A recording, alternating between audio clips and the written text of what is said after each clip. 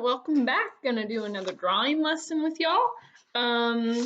So for my Art 2 students out there, if you've already completed this exercise, which was our micrography value scale, then it's time to step it up a notch, get a little fancy. We're gonna make a sphere today. If you need this worksheet, it's on OneNote or it's on Microsoft Teams. I'll put it there as a PDF. If you cannot print it out, if you're like me and you don't have a printer, that's fine because we're just drawing a sphere today. So all you'll need to do is draw a circle. Okay, that's gonna be your sphere, and then an oval. Circle, oval. Oval is gonna be your shadow.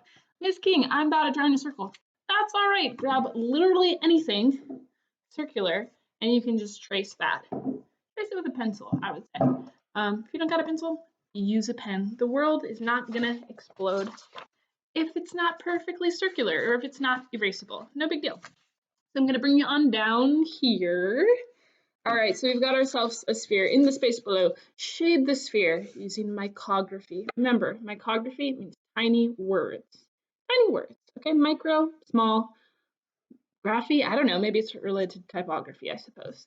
If we're looking at this sphere that's shaded in the traditional sense, the darkest value is the shadow, okay? Our cast shadow down on the ground.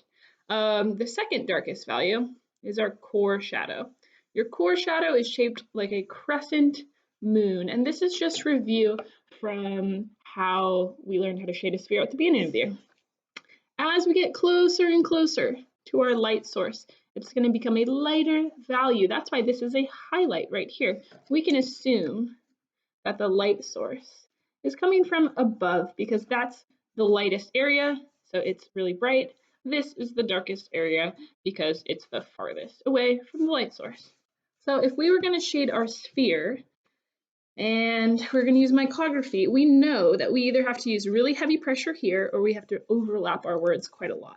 For the sake of making it easy, I am just going to write the word sphere over and over. I really like to have just kind of like a loose handwriting style. I kind of have like a half cursive because it's fast. But some of you may want to stylize it a bit more. You could do like really chunky block letters here, and that would be good. And like we talked about in the last video, you can use any kind of pen for this. I wouldn't really use pencil. You could, but I just feel like it'll smudge because your hand kind of tends to rest on this as you're drawing. If you don't want your hand to rest on it, you can always pick up a scrap piece of paper and place it over top. That way, at least, it's protecting your hand from smudging. See how I rest my hand on this envelope? And that way, it's not going to get me all smudgy. All right, so I'm really overlapping a lot here because I'm trying to get it as dark as possible of value. If we think back to our value scale, this would be like your very darkest value, would be this one. Now this is just a practice exercise where, we're trying to make something that looks like a recognizable object. It's a sphere. And this is just a stepping stone in our journey to create something more complex. When I do this micrography assignment, what students really like to do is they love to do portraiture. So they love to do, a celebrity, a musician. Honestly, people just do like celebrities that they think are cute because then it's like you got this big old poster to hang on your wall, and that's fine with me. If you need to make Harry Styles for your bedroom, you do it. If you need to make some TikTok star, that's great. I wish I could name one. There's that one girl, I think Charlie something. People always make her for their portrait. So, if that's your vibe, you want to do that, you do that. That's fine with me. So I kind of moved on up to working on the actual sphere itself, and I'm trying to make it a slightly lighter value. And I'm trying to keep this value contained into almost like a crescent moon shape. If you're like thinking, Miss King, what the heck is a crescent moon? It's just like a letter C, kind of. just the letter C shape. And I'm incorporating some new words. I'm incorporating the word circle. Do, do, do, do, do. Beautiful springtime day today. Today, the day I'm filming this, it is March 25th. I think today is Wednesday. And it's just another day home alone. Home alone. Just an art teacher robbed of her students. And I'm just by myself with my dog. My husband is still working because he has what's considered an essential job. So I just pretty much chill out here at my house by myself for like 8 hours. Gotta say, it's really a little bit boring. A little bit boring. That's all right. At least I have this video to make for you. I'm kind of using my little cheater technique that I showed you yesterday. I'm doing some squiggles over the darkest areas because I feel like it overlaps so much that you can't really tell what it says anyway, so I'm just going for it.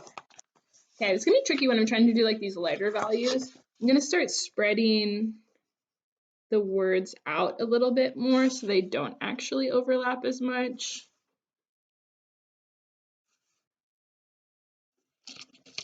Ooh, I think it's looking nifty. What I always hate about sphere shading is when it looks like it's like 3 stripes of different colors. What you're really trying to do is create like a gradient. Sometimes people say, what's a gradient? That's when the colors fade into each other, or the shades, they like fade into each other. It's gradual, gradient, gradual. So it shouldn't look like this is like a striped ball. It should look like it's a sphere that's fading.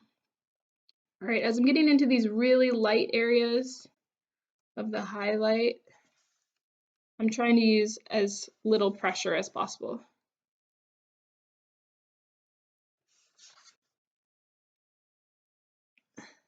It's really tricky.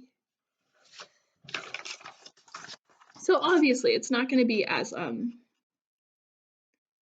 smooth as this one because that's traditional shading, and you would be hard pressed to get it to look like that. But this is kind of how it should look if it's micrography. This is kind of what your finished example would look like. Maybe I could darken this up a little bit. Give me a sec. I'm gonna maybe do my squiggle technique. Maybe I'll do some bigger open loops in here. I also think that these could look cool with like an ink wash, like a light ink wash in the background. Using these are either black watercolor or really diluted India ink could be neat.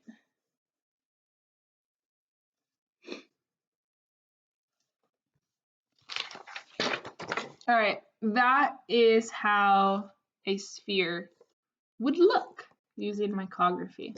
In this space below, that's a space for you to experiment with some different styles of handwriting that you could use to create your value.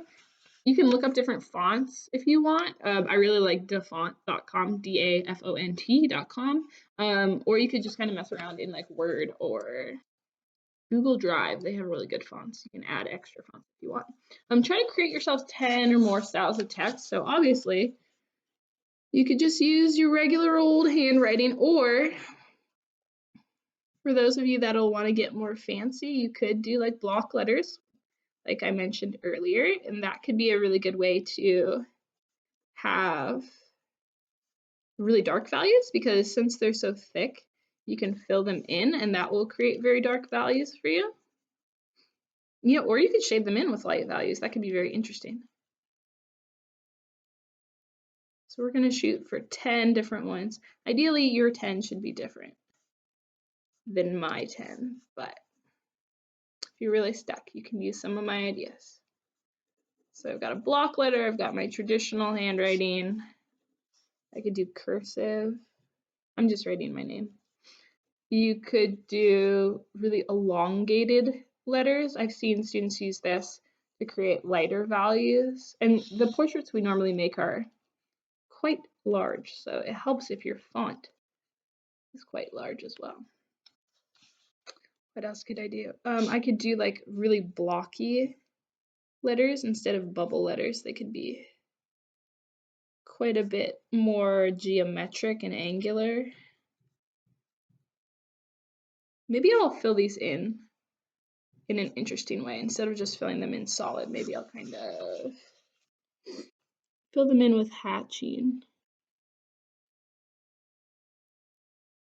I'm trying to think, I'll tell you some other things people draw. Micography is really fun for doing portraits of pets, so you don't have to do an animal, or you don't have to do a human, you could do an animal. Sometimes it can be kind of cool for landscapes. Could be cool for doing some objects.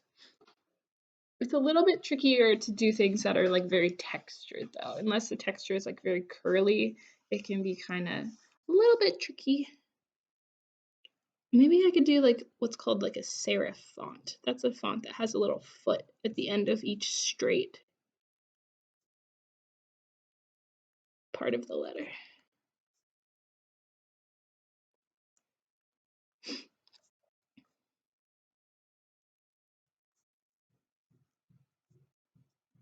Okay, if there's a little serif, I could do kind of a more stylized font.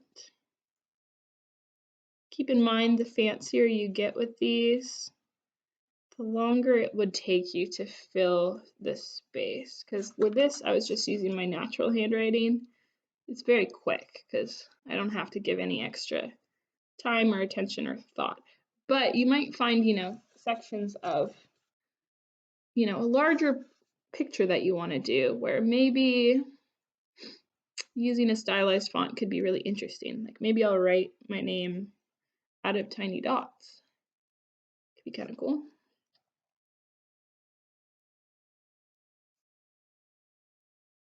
It's a really good way to make your hand, very sore. I imagine not coming to art class every day, you guys might be a little bit out of practice.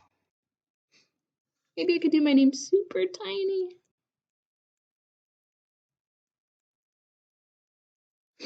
Or maybe for my last one, what's a good final one? Maybe like a really crazy font, maybe like a really swirly.